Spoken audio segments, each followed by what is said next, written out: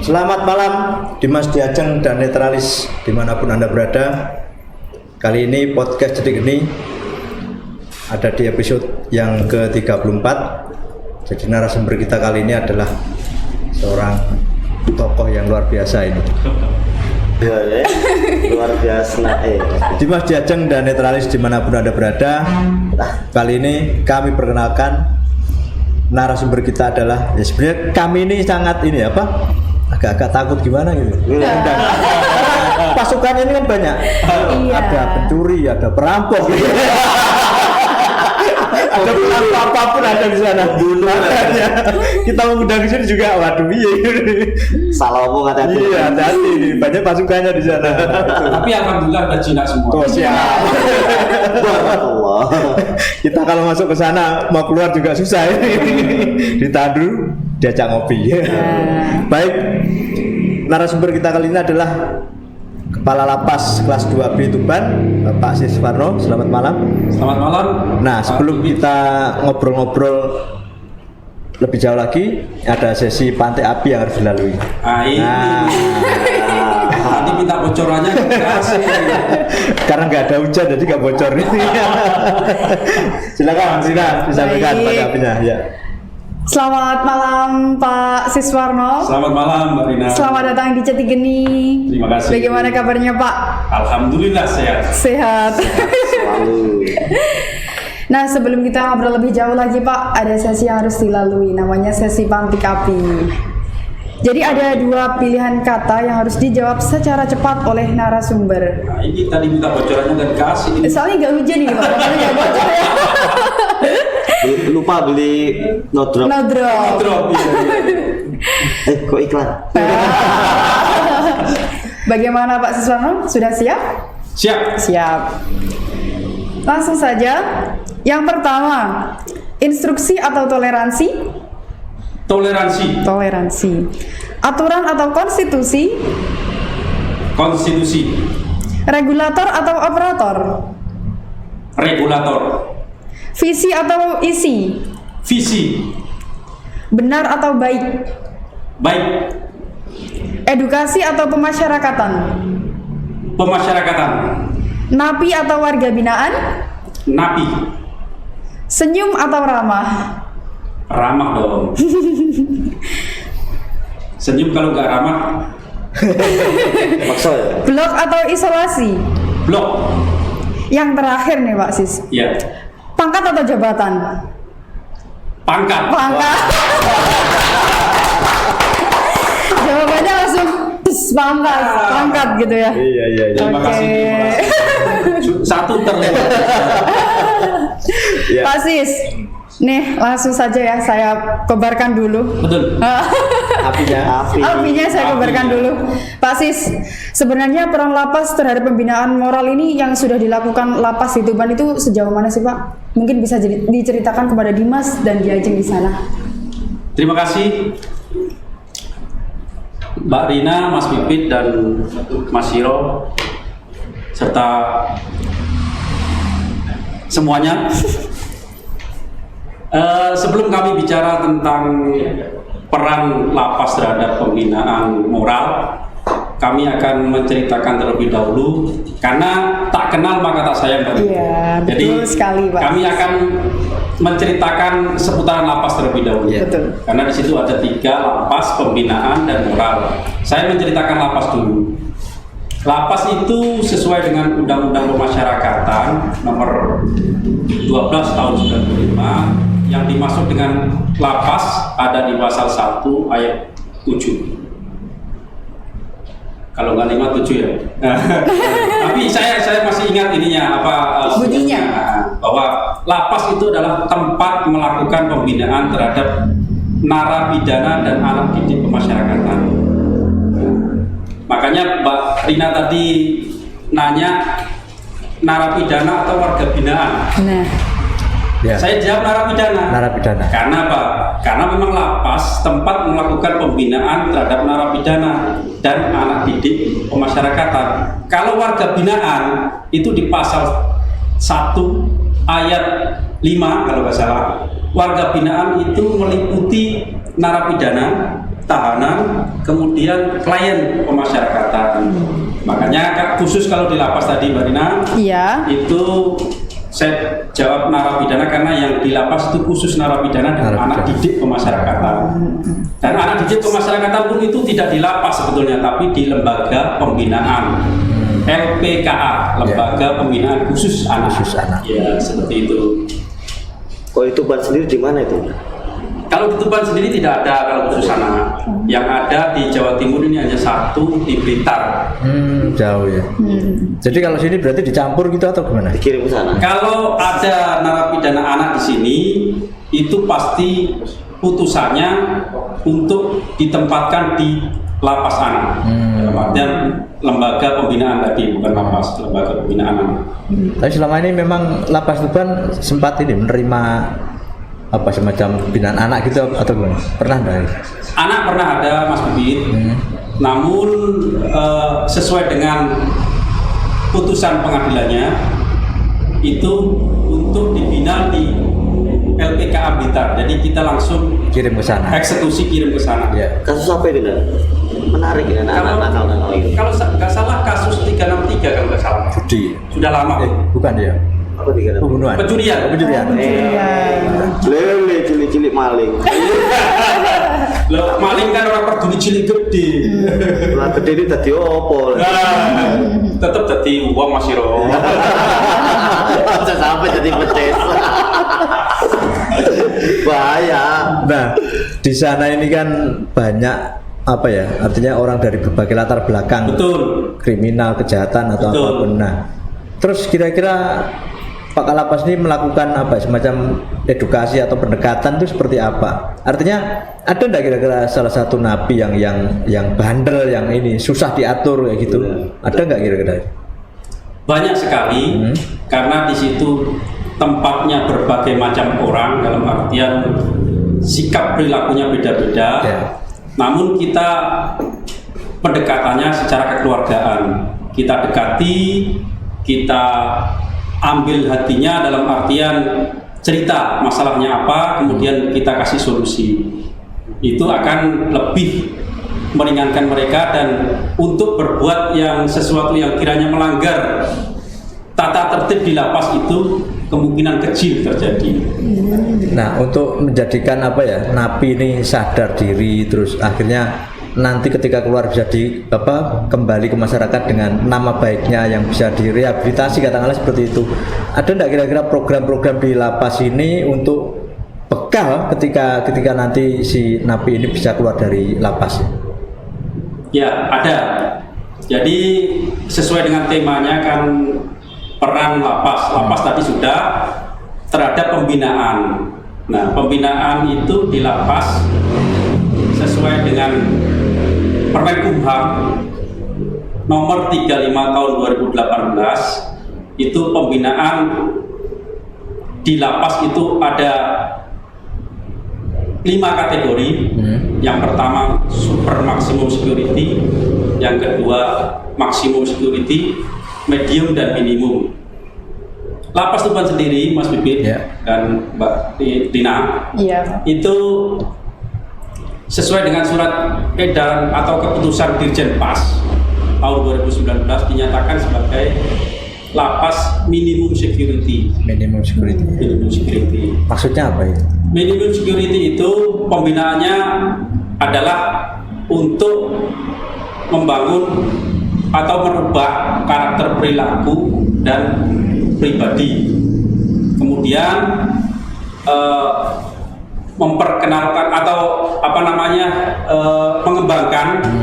mengembangkan keterampilannya sehingga nanti bisa produktif. Seperti itu. Nah, di lapas Tuban sendiri dalam hal pembinaan ini ada 2, yaitu pembinaan kepribadian dan pembinaan kemandirian. Pembinaan kepribadian itu yang untuk mengubah sikap dan perilaku tadi, kita ada program yang namanya program keagamaan berbasis pondok pesantren. Itu kita laksanakan setiap hari Senin sampai Kamis jam 8:30 sampai 8:30. Tiap hari berarti. Setiap hari Setiap Senin sampai Kamis. Ya. Pagi itu. Pagi. Itu di situ ada sama kayak di pondok, jadi ada ngaji, pertama fasolatan, kedua Iqra, ketiga Al-Quran, sampai nanti khatam, bahkan sampai kitab kuning.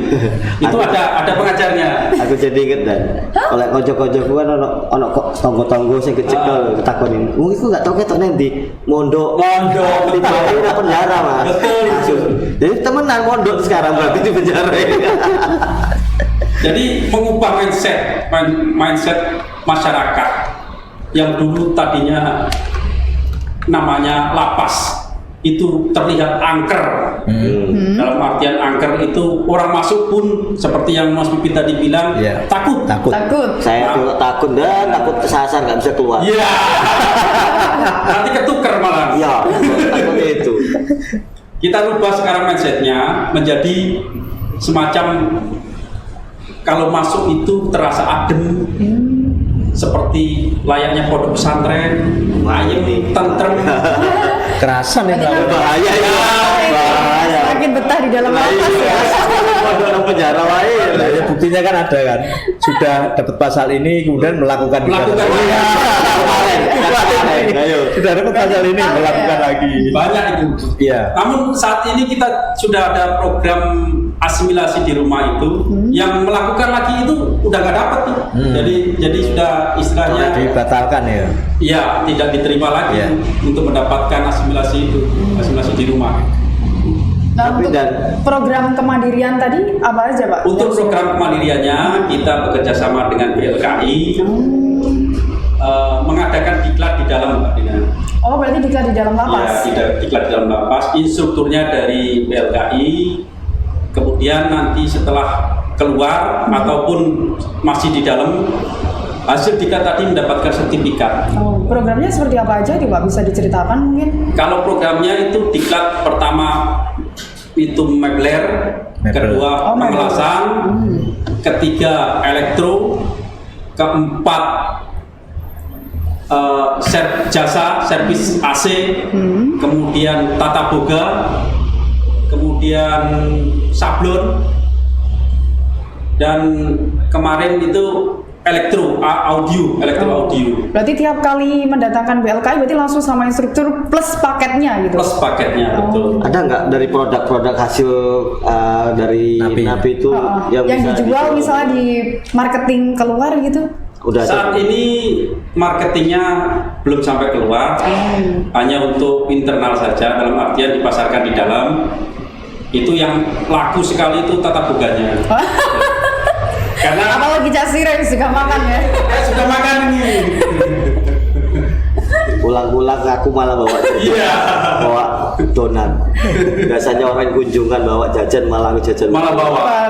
Biasanya bawain, sekarang dibawain ya. Karena sekarang kan susah.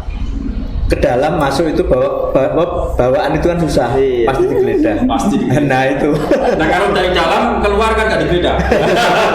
Bawa donat mas sama aneh bukan bawa granat loh. Asal dibawa bukan wajan aja. Wajannya itu. Nah selain itu pelatihan apa lagi kira-kira yang Kemudian terkait dengan pembinaan kemandirian juga, kita itu ada program kerjasama juga dengan BKPH Perhutani yang ada di Merak. Ya. Di sana ada namanya Wahana Asimilasi dan Edukasi. Itu di sana ada program penyulingan minyak kayu putih. Kemudian kalau minyak kayu putihnya nggak ada, mungkin serai. Terus di sana ada perikanan, ikan lele. Kemudian peternakan ayam. Bukan yang dilempar kemarin dan ya? Yang dilempar kemarin Itu lele juga. lele putih. Kalau yang di Merak lele hitam. Ini lele putih. Beda ya.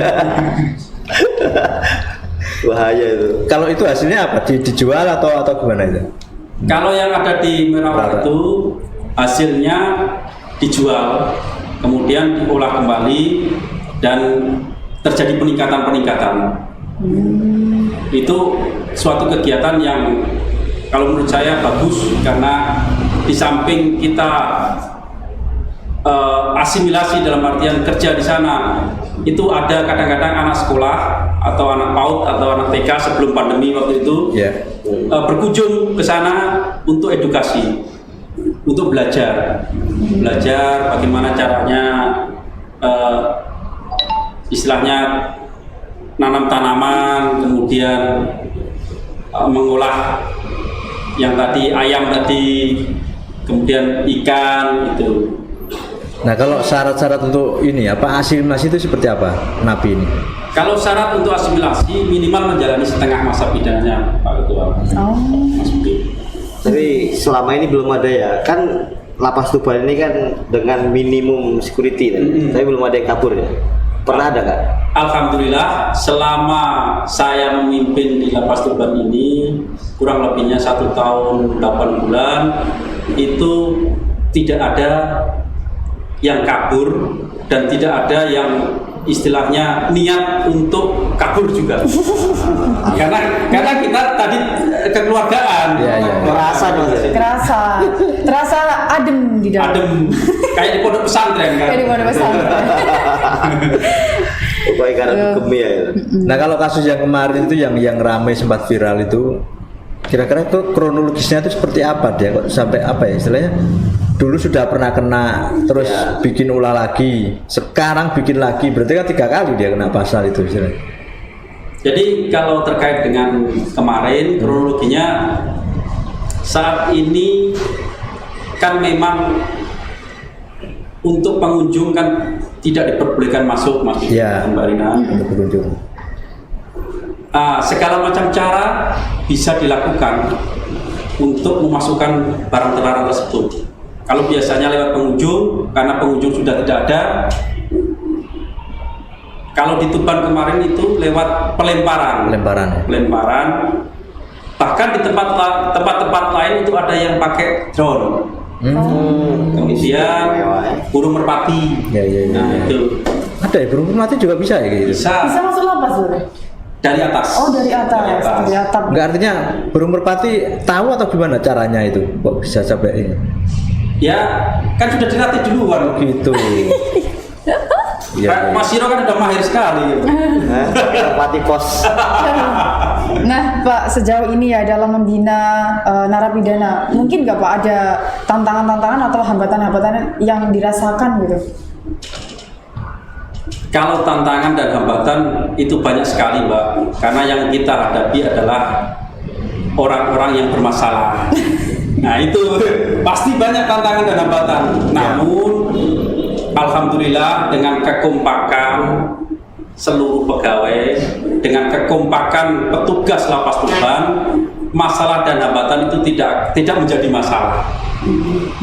Tidak menjadi masalah, dan kita pun dalam bekerja karena sudah sesuai dengan SOP.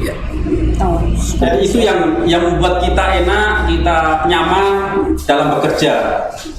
Dan bahkan tantangan-tantangan hambatan itu serasa tidak ada.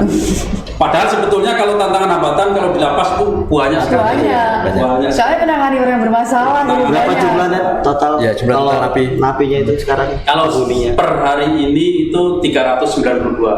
Total semua. Idealnya di Lapas Tuban itu idealnya 266. Berarti ada kelebihan ya? Berarti over. Oh. Berarti untuk proporsi tingkat napi dengan petugasnya seperti apa sih, Pak? Kalau proporsinya itu seluruh lapas rutan di Jawa Timur memang tidak sesuai proporsinya antara napi dengan petugasnya.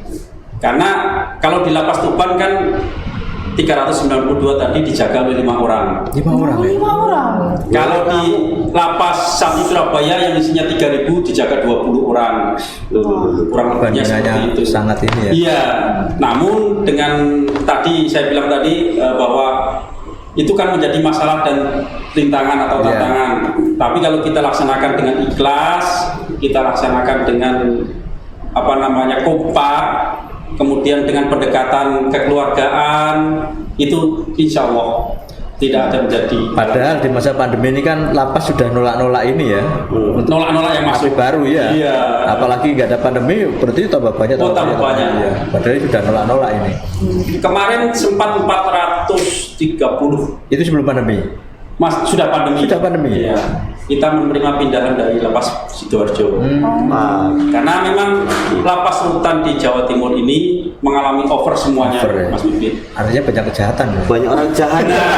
Apalagi selama pandemi kan keadaan ekonomi sudah tidak stabil. Tidak stabil, dimanfaatkan. Karena kejahatan itu bukan karena niat, tapi karena ada kesempatan. Ada Itu kata Bang Nabi. Iya.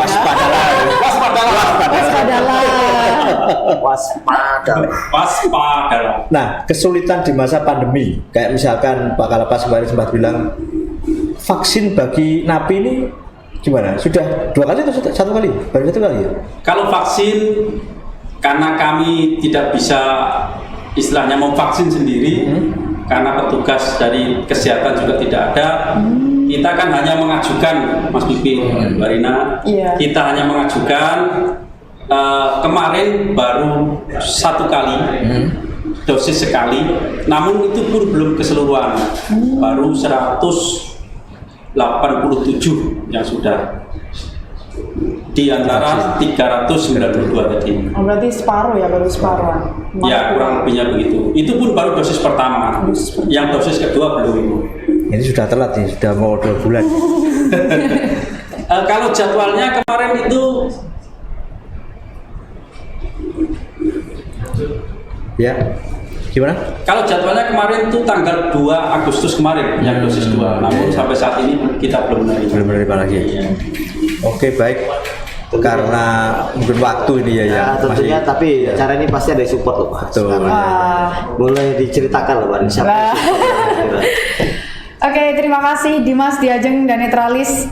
Nah, di acara podcast Detik Geni ini tentu ada pihak yang mensupport kita, yang mendukung kita penuh. Di antaranya ada Piton Adventure yang suka daki, yang suka petualang, Jangan suka daki. yang suka berpetualang, pecinta alam ya, bisa di Piton Adventure.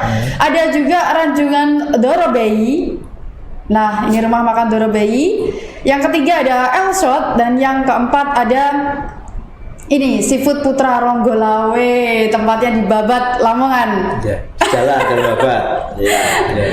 Jalan Babat Lamongan gitu ya. Iya, mungkin bisa mampir-mampir ke sana Iya, ya iya.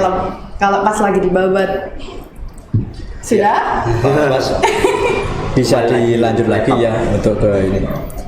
Kira-kira program yang apa yang cukup bisa diandalkan untuk bagi napi yang benar-benar, artinya ketika napi ini keluar dari lapas, ada tidak kira-kira kabar baik dari napi ini bahwasanya dia sudah berwirausaha atau apa yang dijadikan bekal dari dalam lapas tadi? Ada tidak kira-kira? Ada, Mas Dipit. Jadi sudah banyak kita menerima laporan bahwa mantan narapidana dari Lapas Tuban itu banyak yang berusaha, ya artinya membuka usaha di luar, bukan berusaha, membuka usaha di luar secara kecil-kecilan, dan bahkan waktu itu mantan napi teroris yang NTB itu kita ajak sebelum bebas, kita ajak ngobrol, dia mau membuka usaha setelah bebas. Ya. Waktu itu bulan 2 2020, saya masih baru di sini. Ya, ya. Namun kita ajak ngobrol, kita tanyain setelah bebas nanti mau kemana. Ternyata sangat antusias sekali untuk membuka usaha. Iya, buka usaha. Iya. Sekarang kabarnya ada kabar nggak kira untuk memberitahu kabar dia sekarang seperti apa ini, terus memberi kabar ke lapas gitu mungkin. Nah, kalau itu belum ada kabar lagi, karena kalau napi teroris itu kan kita tidak bisa memantau. Yang bisa memantau itu teman-teman dari kepolisian maupun TNI dan BNPT. Ya. Kalau Lapas Tuban ada yang seumur hidup nggak ada? Kalau Lapas Tuban ada satu yang hukuman seumur hidup, namun karena dianya itu sangat antusias sekali mentaati peraturan dan bekerja. Jadi kita tidak pindahkan dulu, karena nanti setelah berkelakuan baik, kemudian sudah menjalani minimal 5 tahun, kita bisa ajukan untuk gerasi. Gerasi ya? Gerasi. Pengurangan dari seumur hidup menjadi berapa puluh tahun atau Seumur hidupnya itu berapa tahun itu? seumur hidup ya Iya. Waktu itu Itu maksudnya kan seumur hidup itu umurnya, gimana? ya. Apakah sampai mati Sesuai umur. atau sesuai umur atau sesuai umur. Seumur. Jadi Iya. kalau umur 40 Ya 40 tahun. 40 tahun Iya. hukumannya. Oh gitu, seumur hidup baru tahu. Oh iya, tak kira sampai Yo, maklum, aku kan nggak ngerti. iya. Tapi kalau 40 tahun kan belum sampai umur 80. Iya. Padahal aja mas, 40 itu semaut. Semaut ya. Itu. Tapi orangnya bagus, dalam artian bagus karena dia kerja kontraktor di luar tadinya. Akhirnya kita di situ kita ikutkan dalam kegiatan. Kemarin kita ikutkan diklat juga dan betul-betul menguasai betul sesuai dengan bidangnya. Berarti lapas Tuban sekarang berseri nih, ada lukisan barang ya. Jadi bersinergi bersama napi gitu ya. Indah sekarang. Bisa Indah. tidak dimensi. Iya. Kalau Mas Pipit, Mbak Rina sama Mas Siro ini mau selfie ke lapas juga bisa. Tapi hati-hati, lali jalan. Kita sudah sediakan tempat selfie sekarang. Ada tempat Enggak, kalau Rina pengen ngincipi yang jajan tadi loh. Ya, iya, pembuatan donat dan tata boga di dalam lapas itu seperti apa ya? Pengen belajar masak. Ya. Mungkin Mas Pipit sama Mas Siro sudah Ya. mencicipi, namun Mbak Rina belum. Oh iya, belum. fresh from the oven, jadi anget-anget dulu. Iya, kalau masih akan masih enak. Enak. Biasanya kalau di lapas cuma lewat doang. Lewat. Rupanya veteran itu ya. Jadi seperti yang saya bilang di awal tadi, nggak kenal maka nggak sayang. Wah. Selama ini lapas itu paling mindset masyarakat luar itu, wah kalau masuk lapas itu ditahan itu. Padahal sebetulnya tahanan itu bukan di lapas tapi di rutan. Di rutan, rumah tahanan. Rumah tahanan. Kalau di lapas ya seperti tadi yang saya jelaskan Iya. bahwa lapas itu tempat melakukan pembinaan. Berarti Kepada kasusnya nggak berat-berat ya? Tidak terlalu berat kasusnya. Yang di sini, Ya. Iya. yang di sini dominasi di antara 392 tadi itu 50% narkoba. Bayo. Tinggi, tinggi berarti itu kan. Tapi narkobanya itu begini Mas Ubin dan Mas Siro. Narkobanya itu bukan murni sabu ataupun narkoba. Mungkin karnopen itu karena karnopen kan masuk undang-undang narkoba juga Narkoba kalau sekarang. Kalau dulu Obat undang-undang berbahaya. kesehatan. Kesehatan. Ya. Ya. Kalau double L baru itu masuk undang-undang kesehatan. Itu rata-rata napinya dari Tuban sendiri apa gimana Pak? Yang Rata-rata dari Tuban sendiri. Tapi tetap ada ya kasus narkoba yang lainnya. Ada Cuma kecil. kecil. Nah dari tadi saya belum tahu kabar ibu-ibu yang di sana itu ngapain aja. Iya. Di dalam itu blok wanita. itu. Oh ya, betul betul. Masih kecil. Ini antusias sekali. Penasaran saya. saya nggak pernah masuk lapas, makanya tahu. Ya ada blok wanita. Iya. Oke.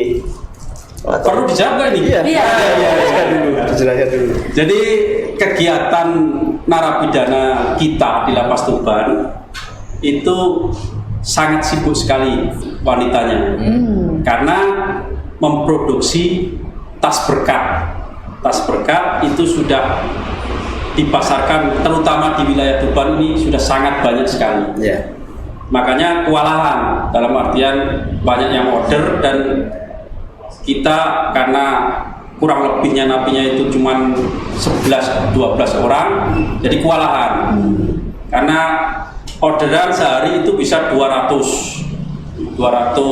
tas itu. Tas. Itu tas Sehari. berkatnya dari bahan apa itu Pak? Cepat pembuatannya. Dari bahan kain, tapi kainnya yang tipis itu. Iya. Kayak khusus kayak berkat biasa. Betul. Per A-nya dijual berapa itu?